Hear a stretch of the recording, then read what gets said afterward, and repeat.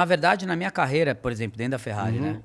Em outra equipe era muito diferente. Na Williams, por exemplo, não tinha esse negócio de primeiro e segundo piloto. Era tentar o melhor possível, porque... E tinha recurso para os dois carros. Tinha recurso, o máximo, tentava o máximo para os dois carros, né? De maneira igual. Mas na Ferrari já aconteceu dois tipos de situações. Situação onde era de igual para igual. Por exemplo, em 2007, 2008, 2009, era eu e o Kimi Raikkonen.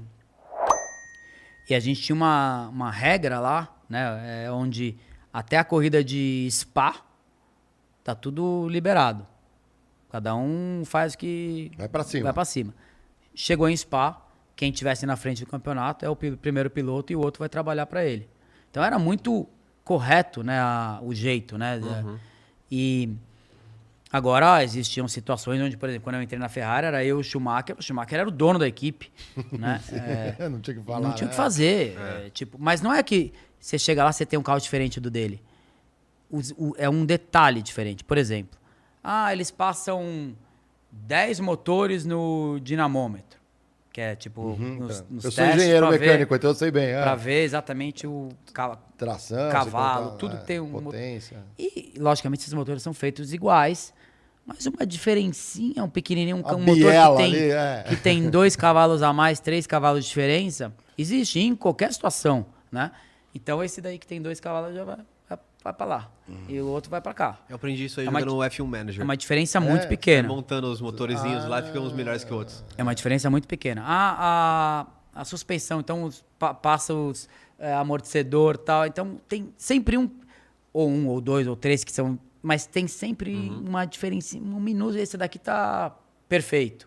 Entendeu? Vai para lá. Então, tudo, né? A asa...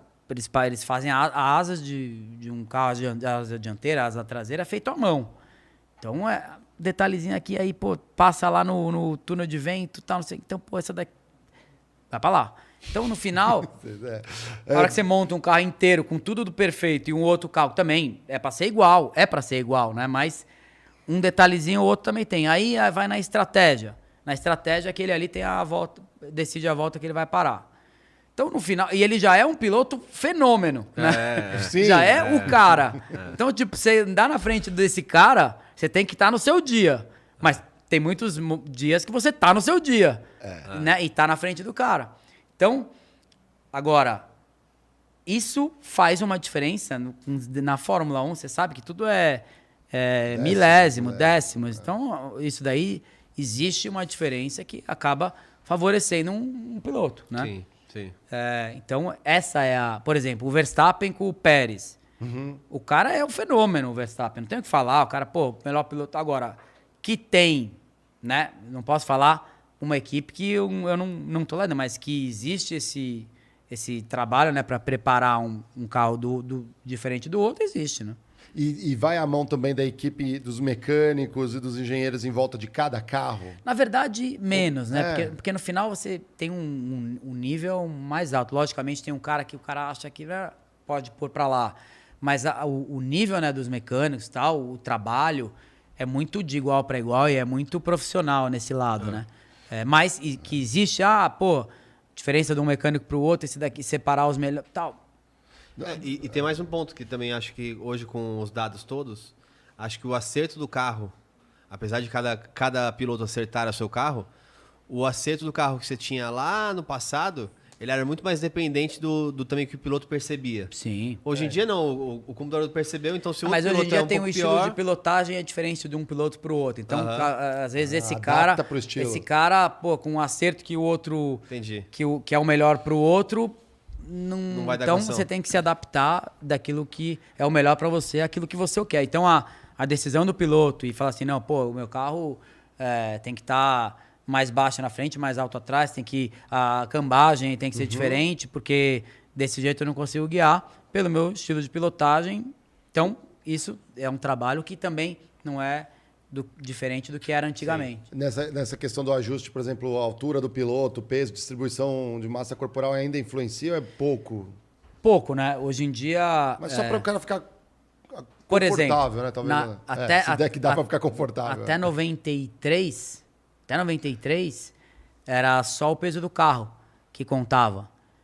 Então o peso do piloto não contava. Então, por exemplo, hoje em dia, numa pista como Barcelona, 10 quilos dá uns 3 décimos de diferença. Se você for 10 quilos mais leve, você tem 3 décimos no bolso. Olha só. Entendeu? É muita diferença. O que o peso faz. Naquela época, era só o carro que pesava. Então, tipo assim, se você é meu companheiro de equipe, eu peso 60, você pesa 70, eu tenho 3 décimos mais rápido que você, só pelo peso. Já de largada, Então, você imagina naquela Foi época... 3 décimos é chão, hein? Você imagina naquela época, talvez os carros eram mais lentos. Então não era 3 décimos, em Barcelona devia ser 2 e pouco, entendeu? Você imagina o Prost com o Mansell na mesma equipe.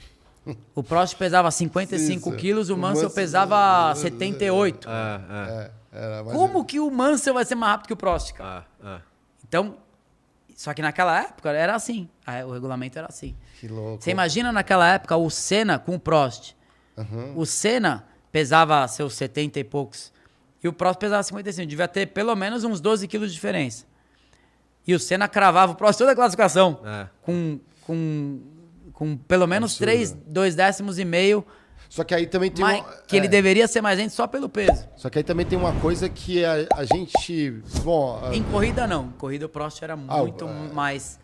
Era muito mais competitivo, né? E até venceu em cima do Senna. Sim. Naquela época que eles bateram lá na... Aham.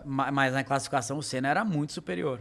Não, o Schumacher demorou tanto tempo pra chegar no...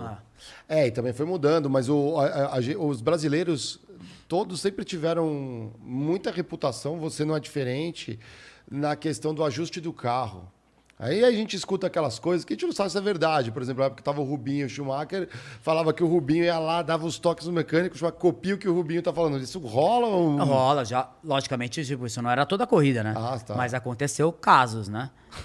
Logicamente, o Rubinho tem uma experiência técnica. Na minha opinião, também um piloto que era fenômeno era o Piquet. Sim. O Piquet era fenômeno nesse lado, entendia o lado mecânico. Porque era uma época que o lado mecânico era muito importante. Do que é hoje em dia, você tem 85 mil engenheiros e muita gente trabalhando, né? Se o piloto não souber nada, mas ele souber guiar direito, funciona muito bem hoje em dia, entendeu?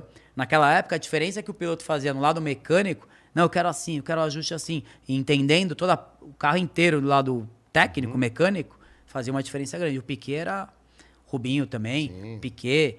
Eu tinha uma experiência boa também nesse lado, mas existem casos, sem dúvida, que é como as histórias são contadas. Eu escuto e falo assim, pô, caramba, ele fazia a diferença grande também, você não foi diferente.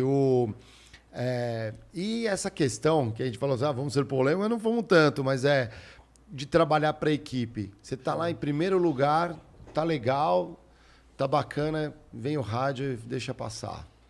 Eu acho que depende da situação, é muito difícil, né? Por exemplo, você ter uma situação como essa na última corrida do ano, onde o Kimi tá disputando o campeonato e você não, é totalmente aceitável. Pô, você tá lá, o que um título faz para uma equipe, né?